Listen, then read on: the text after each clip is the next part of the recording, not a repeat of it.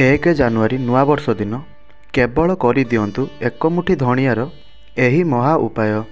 ଜୀବନର ସମସ୍ତ କଷ୍ଟରୁ ଆପଣଙ୍କୁ ତୁରନ୍ତ ମୁକ୍ତି ମିଳିଯିବ। ଆପଣଙ୍କୁ ମା ଲକ୍ଷ୍ମୀଙ୍କର ଆଶୀର୍ବାଦ ପ୍ରାପ୍ତି ହେବ ଏବଂ ଆପଣଙ୍କ ଜୀବନରେ ଧନର ବର୍ଷା ହେବ ଏବଂ ଆପଣ ବନିଯିବେ କୋଟିପତି। ଆପଣଙ୍କର ସମସ୍ତ ମନସ୍କାମନା ପୂର୍ଣ୍ଣ ହୋଇଯିବ। ବନ୍ଧୁମାନେ, 1 ଜାନୁଆରୀ ନୂଆବର୍ଷ 2024ର ଆରମ୍ଭ ହେବାକୁ ଯାଉଅଛି ଏବଂ ଏହି ଦିନ ଯଦି ଆପଣ 2 ରୁ 4 ମିନିଟ୍ ସମୟ ବାହାର କରି ଏକ ମୁଠି ଧଣିଆର ସେହି ପ୍ରାଚୀନ କାଳର ମହା ଉପାୟକୁ କରିଦିଅନ୍ତି, ଯେଉଁ ବିଷୟରେ ତନ୍ତ୍ରଶାସ୍ତ୍ରରେ ଉଲ୍ଲେଖ ରହିଅଛି, ତ ମାନିକି ଚାଲନ୍ତୁ ଏହି ଉପାୟକୁ କରିବା ପରେ ସାକ୍ଷାତ ଆପଣଙ୍କୁ ମା ଲକ୍ଷ୍ମୀଙ୍କର ସେହି ବରଦାନ ଓ ଆଶୀର୍ବାଦ ମିଳିବ, ଯାହାଦ୍ୱାରା ଆପଣଙ୍କର ଜନ୍ମ ଜନ୍ମାନ୍ତରର ଗରିବୀ ସମସ୍ୟା କଷ୍ଟ ଦୂର ହୋଇଯିବ। ଆଜି ଆମେ ଯେଉଁ ଧଣିଆର ଉପାୟକୁ ବତେଇବୁ, ଏହା ଏକ ଚମତ୍କାରୀ ଉପାୟ ଅଟେ, ଯାହାର ଶୁଭଫଳ ଆପଣଙ୍କୁ ନିଶ୍ଚିନ୍ତ ପ୍ରାପ୍ତି ହୋଇଥାଏ। ସେଥିପାଇଁ ଆପଣମାନଙ୍କୁ ଗୋଟିଏ ଅନୁରୋଧ, ଭିଡ଼ିଓକୁ ଶେଷ ପର୍ଯ୍ୟନ୍ତ ନିଶ୍ଚୟ ଦେଖନ୍ତୁ।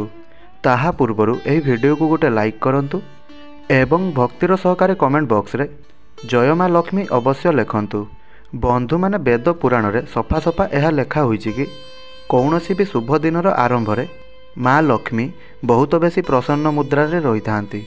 ଏହି ଦିନ ମା ଲକ୍ଷ୍ମୀ ସ୍ୱୟଂ ଧରିତ୍ରୀରେ ନିବାସ କରିଥାନ୍ତି ଏବଂ ନିଜର ଭକ୍ତମାନଙ୍କୁ ଆଶୀର୍ବାଦ ପ୍ରଦାନ କରିଥାନ୍ତି ଏବଂ ଏହି ଦିନ ମା ଲକ୍ଷ୍ମୀଙ୍କର ସବୁଠାରୁ ପ୍ରିୟ ଜିନିଷ ଧଣିଆର ଉପାୟ କୌଣସି ବି ବ୍ୟକ୍ତି ଯଦି କରିଥାଏ, ତେବେ ମା ଲକ୍ଷ୍ମୀ ସେହି ବ୍ୟକ୍ତିଙ୍କୁ ନିଜର ଆଶୀର୍ବାଦ ନିଶ୍ଚୟ ଦେଇଥାନ୍ତି। ଏଥିପାଇଁ ଆପଣ ଦେଖିଥିବେ ନୂଆବର୍ଷ ଦିନ ଯେତେ ବି ହିନ୍ଦୁ ଭାଇ ଭଉଣୀ ହୋଇଥାନ୍ତି, ସେମାନେ ଧଣିଆ କିଣିକରି ନିଶ୍ଚୟ ଆଣିଥାନ୍ତି ଏବଂ ତାହାର ବିଧିବିଧାନରେ ପୂଜା କରିକି ତାହାକୁ ନିଜ ଘରର ଧନ ରଖୁଥିବା ସ୍ଥାନରେ ରଖିଦିଅନ୍ତି। କାହିଁକି ନା ଧଣିଆର ସିଧା ସମ୍ବନ୍ଧ ମା ଲକ୍ଷ୍ମୀଙ୍କ ସହିତ ରହିଥାଏ। ଶାସ୍ତ୍ରରେ କୁହାଯାଇଛି, ଧଣିଆରେ ମା ଲକ୍ଷ୍ମୀଙ୍କର ଦିବ୍ୟ ଶକ୍ତିମାନଙ୍କର ବାସ ହୋଇଥାଏ। ତନ୍ତ୍ରଶାସ୍ତ୍ର ଅନୁସାରେ ନୂଆବର୍ଷ ଦିନ ଯଦି ଆପଣ ଧଣିଆର ଉପାୟକୁ ସଠିକ୍ ମୁହୂର୍ତ୍ତ ଏବଂ ସଠିକ୍ ବିଧିବିଧାନରେ କରିଦିଅନ୍ତି, ତେବେ ମାନିକରି ଚାଲନ୍ତୁ ଏହି ଉପାୟକୁ ଆପଣ କରିବା ପରେ ତୁରନ୍ତ ହିଁ ଆପଣଙ୍କୁ ସାକ୍ଷାତ ମା ଲକ୍ଷ୍ମୀଙ୍କର ଆଶୀର୍ବାଦ ପ୍ରାପ୍ତି ହୋଇଥାଏ, ଯାହାଦ୍ୱାରା ଆପଣଙ୍କର ଜୀବନରେ ଚମତ୍କାରୀ ପରିବର୍ତ୍ତନ ଦେଖିବାକୁ ମିଳିଥାଏ। ଆପଣ ଯେଉଁ କାର୍ଯ୍ୟକୁ ଆରମ୍ଭ କରିବେ, ସେହି କାର୍ଯ୍ୟରେ ଆପଣଙ୍କୁ ସଫଳତା ପ୍ରାପ୍ତି ହେବ। ଆପଣଙ୍କର ଜୀବନରେ ଧନର ବର୍ଷା ହେବ ଏବଂ ମା ଲକ୍ଷ୍ମୀଙ୍କର ଅସୀମ କୃପା ଆପଣଙ୍କୁ ପ୍ରାପ୍ତି ହେବ। ତେବେ ଚାଲନ୍ତୁ ଜାଣିବା ନୂଆବର୍ଷ ଦିନ କରାଯାଉଥିବା ଧଣିଆର କିଛି ଚମତ୍କାରୀ ଉପାୟ। ସବୁଠାରୁ ପ୍ରଥମ ଉପାୟଟି ଅଟେ ବେକାରିଆ ଖର୍ଚ୍ଚରୁ ମୁକ୍ତି ପାଇବା ପାଇଁ ଧନ ସଞ୍ଚୟ ହେବାର ମହା ଉପାୟ। ଯଦି ଆପଣଙ୍କର ଧନ ସଞ୍ଚୟ ହୋଇପାରୁନାହିଁ, କୌଣସି ନା କୌଣସି ବାଟରେ ଧନ ସର୍ବଦା ଖର୍ଚ୍ଚ ହୋଇଯାଉଛି, ଆପଣଙ୍କ ଉପରେ କରଜର ଭାର ବଢ଼ିଯାଇଛି, ଆପଣ କରଜ ଶୁଝିପାରୁନାହାନ୍ତି, ଆପଣଙ୍କ ଜୀବନରେ ଧନ ଆସିବାର ସମସ୍ତ ମାର୍ଗ ବନ୍ଦ ହୋଇଯାଇଛି, ତ ଏହି ଛୋଟ ଉପାୟକୁ ଯଦି ଆପଣ ନୂଆବର୍ଷ ଦିନ ସଠିକ୍ ମୁହୂର୍ତ୍ତରେ କରିଦେବେ, ତ ମାନିକି ଚାଲନ୍ତୁ ଆପଣଙ୍କର ସମସ୍ତ ସମସ୍ୟା ଦୂର ହୋଇଯିବ ଏବଂ ମା ଲକ୍ଷ୍ମୀଙ୍କର ଆଶୀର୍ବାଦରୁ ଆପଣଙ୍କର ଜୀବନରେ ଧନର ଅଭାବ କେବେ ବି ହେବ ନାହିଁ। ଆପଣଙ୍କୁ ଏହି ଉପାୟ ନୂଆବର୍ଷ ଦିନ ରାତି 8ଟା ପରେ କରିବାର ଅଛି। ରାତି 8ଟା ପରେ ଆପଣ ଏକ ମୁଠି ଧଣିଆ ନେଇଯାଆନ୍ତୁ। ଆପଣଙ୍କର ଘରେ ଯେଉଁ ବି ମା ଲକ୍ଷ୍ମୀଙ୍କର ଫଟୋ ଚିତ୍ର ଅଛି, ସେଠାରେ ଗୋଟିଏ ଘିଅର ଦୀପ ଜଳାଇ ଦିଅନ୍ତୁ। ଏହାପରେ ଗୋଟିଏ ଲାଲ କପଡ଼ା ତଳେ ବିଛାଇ ଦିଅନ୍ତୁ। ସେହି ଲାଲ କପଡ଼ା ଉପରେ ଏକ ମୁଠି ଧଣିଆ ରଖିଦିଅନ୍ତୁ ଏବଂ ଏକ ପୁଟୁଳି ବନେଇ ଦିଅନ୍ତୁ ଏବଂ ଏହି ପୁଟୁଳିକୁ ଆପଣ ଆପଣଙ୍କର ହାତରେ ଧରିକରି ମା ଲକ୍ଷ୍ମୀଙ୍କର ସାମ୍ନାରେ ତାଙ୍କ ବୀଜ ମନ୍ତ୍ରର ଜପ 11 ଥର କରିବାର ଅଛି। ବୀଜ ମନ୍ତ୍ରଟି ହେଉଛି ଓମ୍ ମହାଲକ୍ଷ୍ମୀ ନମଃ। ଏହି ମନ୍ତ୍ରକୁ ଆପଣ 11 ଥର ଜପ କରନ୍ତୁ। ଏହାପରେ ଏହି ପୁଟୁଳିକୁ ନେଇ ଆପଣ ଆପଣଙ୍କର ଧନ ରଖୁଥିବା ସ୍ଥାନରେ ରଖିଦିଅନ୍ତୁ।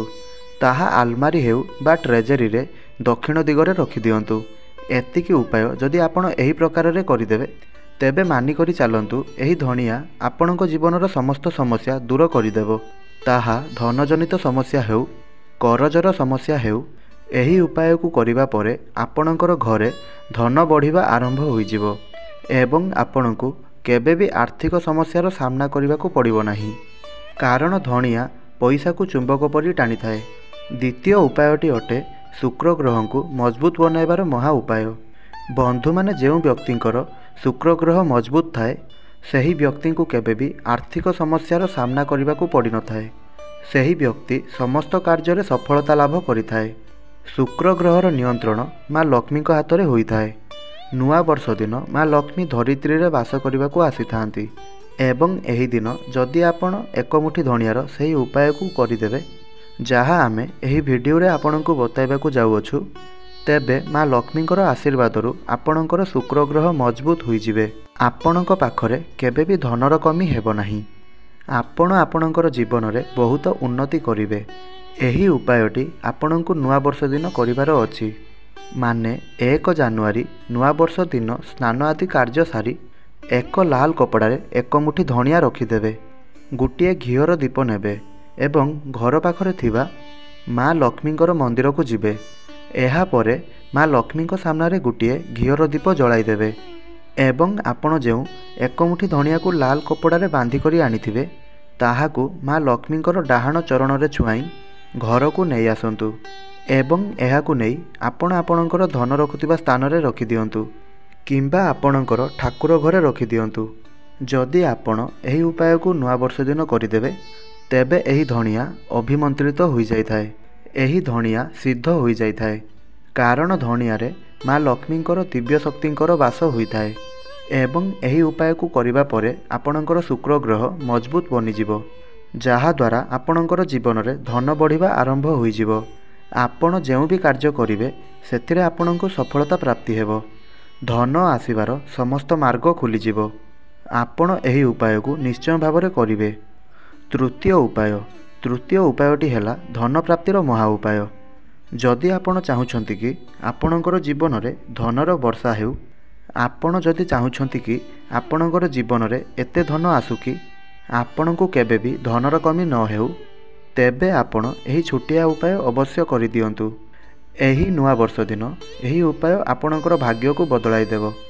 ଏହି ଉପାୟକୁ କରିବା ପରେ ସାକ୍ଷାତ ମା ଲକ୍ଷ୍ମୀଙ୍କର ଆଶୀର୍ବାଦ ଆପଣଙ୍କୁ ପ୍ରାପ୍ତି ହେବ। ନୂଆବର୍ଷ ଦିନ ରାତିରେ ଆପଣ ସ୍ନାନ କରିଦିଅନ୍ତୁ। ଆପଣଙ୍କ ଘରର ଠାକୁର ଘରେ ଥିବା ମା ଲକ୍ଷ୍ମୀଙ୍କର ଫଟୋ ଚିତ୍ର ଆଗରେ ଆପଣ ବସିଯାଆନ୍ତୁ। ଏହାପରେ ଗୋଟିଏ ଲାଲ କପଡ଼ା ଆପଣ ବିଛାଇ ଦିଅନ୍ତୁ। ଏଥିରେ ଆପଣ 3ଟି ଲବଙ୍ଗ, 1 ଟଙ୍କିଆ କଏନ୍ ଏବଂ 1 ମୁଠି ଧଣିଆ ରଖିଦିଅନ୍ତୁ ଏବଂ ଏହି କପଡ଼ାକୁ ବାନ୍ଧି ଏକ ପୁଟୁଳି ବନାଇ ଦିଅନ୍ତୁ।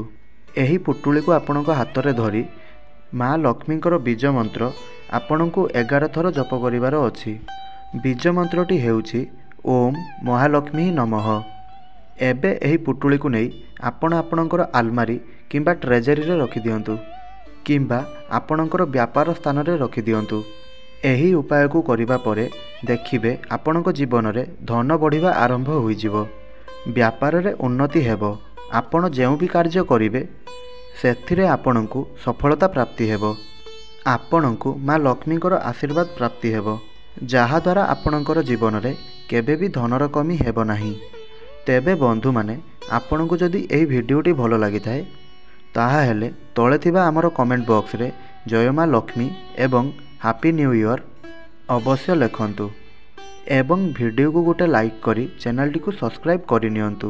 ଧନ୍ୟବାଦ।